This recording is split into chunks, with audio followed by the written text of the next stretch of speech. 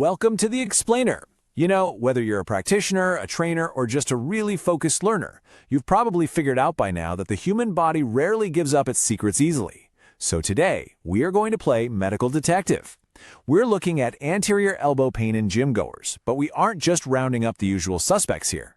We're going to dive deep into a genuinely fascinating biomechanical mystery, using our source material to figure out what is actually going on beneath the surface. Here is our clinical roadmap for today.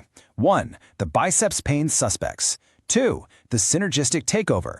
3. Finding the hidden culprit. 4. Clinical testing and diagnosis. And finally, 5. Targeted treatment and rehab. All right, let's jump into Section 1, the biceps pain suspects. It's time to investigate that anterior elbow pain. So when someone comes in complaining of pain at the front of the elbow, we've got 4 primary suspects for our differential diagnosis. First up is distal biceps tendinopathy, which is essentially tendonitis. This is hands down the most common issue for gym goers. It comes from overloading the tendon with way too much weight or crazy high volume. The symptom? A dull or sometimes sharp ache right when they bend the elbow or twist the palm up, a movement we call supination. Second, we have the distal biceps tendon tear. This one is nasty. It usually happens from a sudden eccentric load, like losing control of a massive dumbbell on the way down, which literally forces the arm straight. If it's a complete tear, you'll often hear a loud pop, followed by weakness and this wild reverse Popeye deformity, where the muscle belly just bunches right up toward the shoulder. Third on the list, technique-related issues.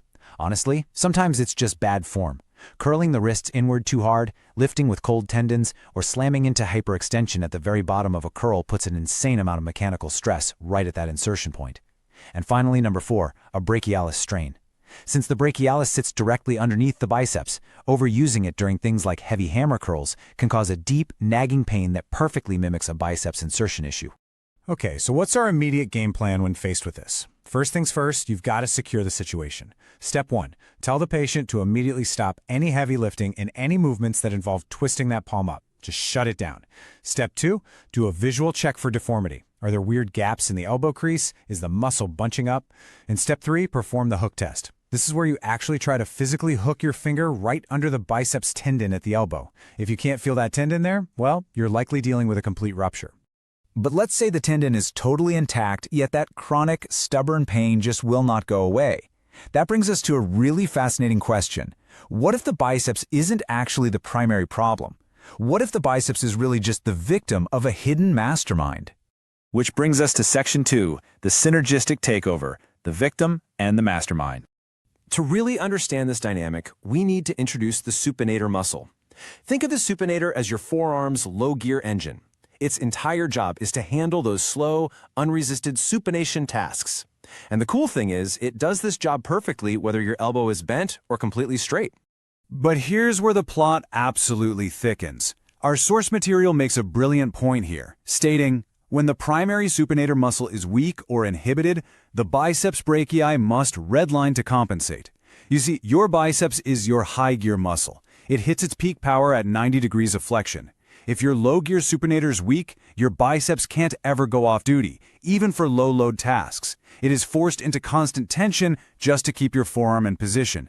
And over time, that relentless low-grade tension at the insertion point leads to the micro-tearing and the intense pain you feel when you finally go to lift something heavy. This whole mechanism creates a phenomenon we call the supination lag. Let's break it down. When your elbow is straight out, fully extended, the biceps is at a massive mechanical disadvantage. Twisting your palm up in this position relies almost entirely on that supinator muscle. So, if a patient tries to supinate with straight arms and you see a noticeable lag on both sides, boom, that supinator is weak. Now compare that to when the elbow is flexed. When they go to curl a dumbbell, the elbow bends and the biceps has to suddenly jumpstart the rotation from a major deficit. Instead of the supinator and biceps smoothly sharing the load, the biceps yanks the forearm into position, creating a violent snatch effect right on that distal tendon. Ouch!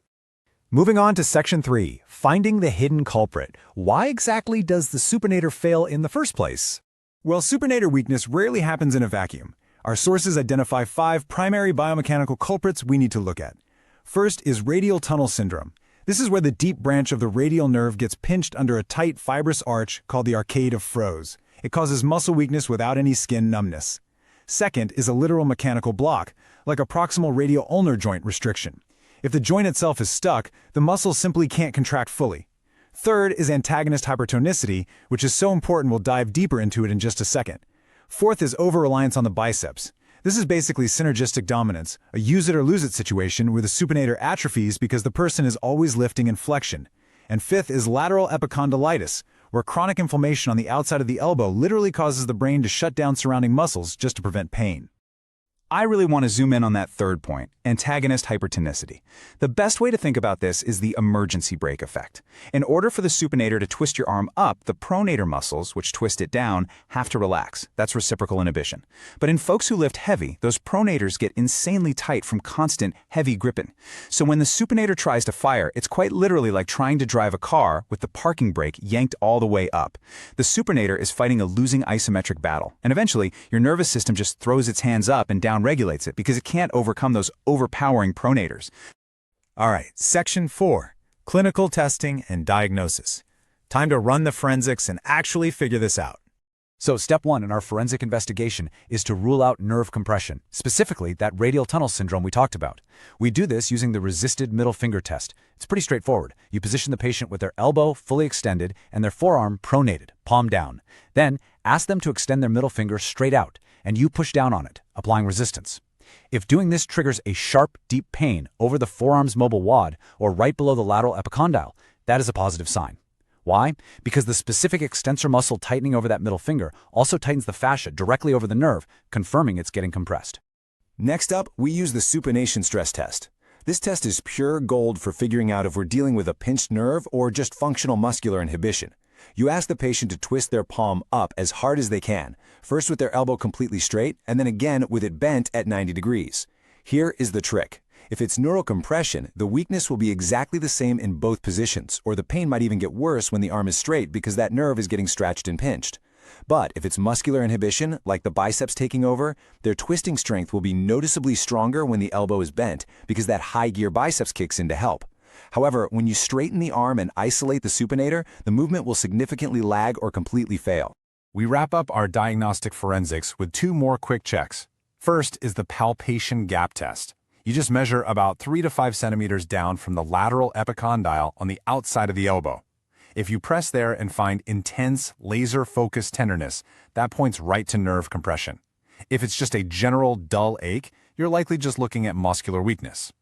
Second, you want to assess radial head mobility. You gently push on the radial head from back to front. If it doesn't glide smoothly, the joint is physically jammed. That means the supinator isn't necessarily weak, it's just stuck fighting a completely locked-up joint. Which brings us to our final section, number 5, Targeted Treatment and Rehab. Let's talk about silencing that angry biceps. The source lays out a really solid, highly effective 3-phase progression for us. Phase 1 is the most critical. You absolutely must isolate the supinator in extension while using biceps isometrics just to calm the pain down. You cannot skip this step. You have to wake up that supinator before you even think about moving to Phase 2. Phase 2 introduces controlled eccentric supination with a slight bend in the elbow. And only after mastering that do you graduate to Phase 3, where you finally return to those heavy dumbbell lifts, but this time with properly corrected mechanics. Let's look closer at the specific tactics for Phase 1, because using biomechanics to our advantage here is everything. To force the supinator to do its job, you have to completely disable the biceps. How? Keep the elbow totally straight.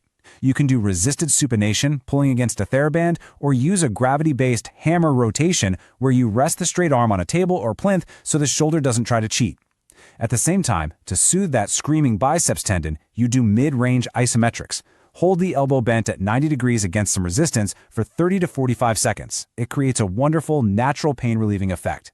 And finally, if tight pronators are the issue, you have got to use stretching or active release technique on the pronator to raise. You have to release that parking brake so the supinator can finally move freely again. So I'll leave you with this final provocative thought. The next time you see a client, a patient, or maybe even yourself dealing with that stubborn, annoying pain at the front of the elbow after a heavy session of curls, ask yourself this. Are you just putting ice on the screaming victim, or are you doing the real detective work to track down and rehabilitate the mastermind? Thank you so much for joining me for this explainer. I really hope you take these differential diagnosis tools and testing strategies and apply them right away in your own practice or training. Keep learning, keep questioning, and I will see you in the next one.